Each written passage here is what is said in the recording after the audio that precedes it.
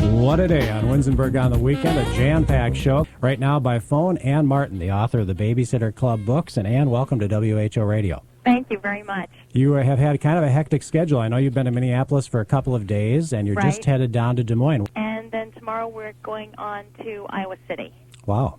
And as I understand it, you take like one weekend out of every month, and you travel around to different states to promote the big 10th anniversary of the Babysitter Club books. Right. We're going to every state in the country. I read your biography last night that came out on Scholastic, the one that was for kids. It was kind of interesting to sit and read it. Okay. And it has a lot of interesting things in your background, talks about how you based some of the characters on your friends and things like that. But I also learned some things about you that I hadn't been aware of. For instance, some of your physical problems, that you had an immune system disorder. Right. And this is all going on while you were writing these books, right? Yes, absolutely. How did that impact the writing of the books? I had to do a bit of adjusting to find a schedule that could accommodate the fatigue and the other physical problems and allow me to do all the work, too. But the nice ending to the story is that it's, it's 15 or 16 years after the problem started, and I've just been getting better and better every year, so it's almost not even an issue anymore. But so that was the good news. And your work schedule has continued to increase through the years, right? Yeah, well, actually, I've managed to make it a little bit more manageable. I am responsible for more and more books each year, but because there are now so many titles each year that I'm responsible for, it's around 40, I don't write all of the books myself, and that's actually helped to free up the schedule a little bit. The ones I don't write, I still outline and edit, but it still has given me a more normal schedule. Is there a way of knowing when we look at your book which one you wrote and which one somebody else wrote? The books that somebody else wrote are usually credited inside. The author is acknowledged somewhere in the front of the book. And if there's no acknowledgement of anyone else, then you did the whole thing. Right, and especially if there's dedication, then I wrote it.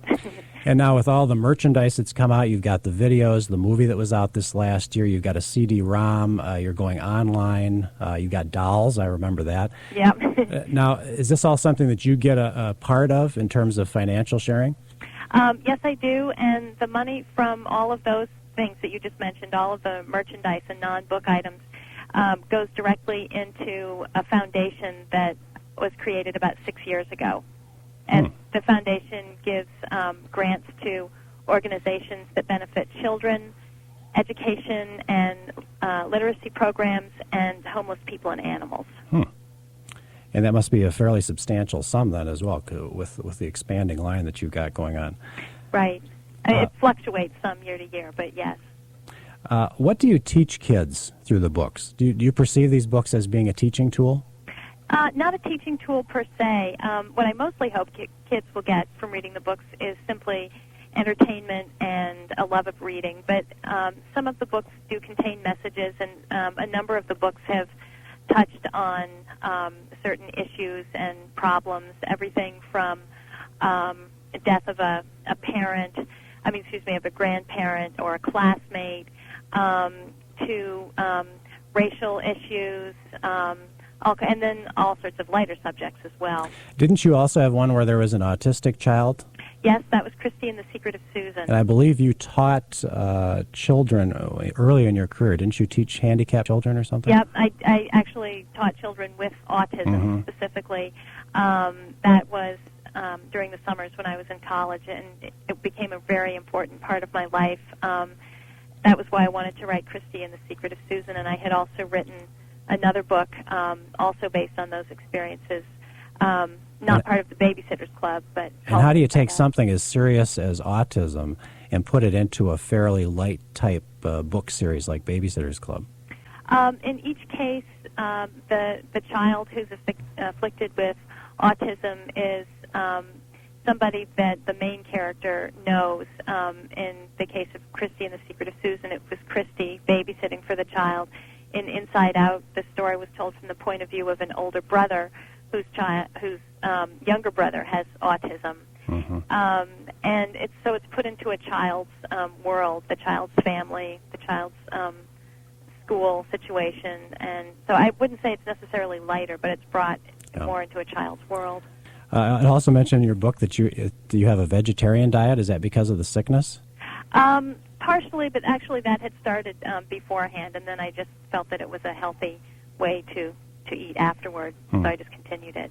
Great. Okay, two more quick questions. First Sure. of all, I have a daughter who loves to write, and she's constantly writing her own little books, but she's a little bit afraid to share those, and I wondered if maybe you were the same way when you were younger, or at first was it odd for you, since you mentioned in your biography that you are a shy person. Right. Was it hard for you to share that with others?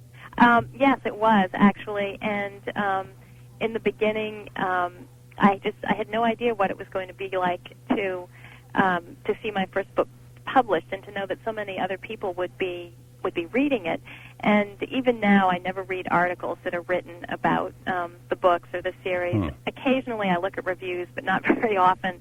And it's just a way to continue to try to keep a distance. I understand exactly how your daughter feels. I've always found it fascinating that many of the people who are involved in children's literature or children's music don't have kids. Right. You don't have kids. No, I don't. And I've always wondered why someone would get into that field of work if they don't have kids. And do you think that helps you? Because you see things differently than I do. I've got 3 daughters. To me, some of the mundane daily things are very boring. Maybe you see those as some of the interesting things to write about. Actually, that's true in a way. Well, first of all, to answer the first part of the question, I began writing for kids simply because I had enjoyed reading kids' books myself so much when I was growing up. And when I talk to kids who have questions, and a lot of their questions are about writing themselves, they want to become published authors one day, a lot of kids tell me that they enjoy writing, but they don't know what to write about. And what you said before about the mundane things being interesting is absolutely true. I think something that makes kids nervous is thinking that they have to have had some fantastic or incredible experience in order to have something to write about. And I encourage kids to keep journals or diaries and use the experiences that they write down in the diaries as material to write about, because that's the best kind of material. You can take, the fight that you had with your sister or the embarrassing thing that happened to you in school and make it into a great story.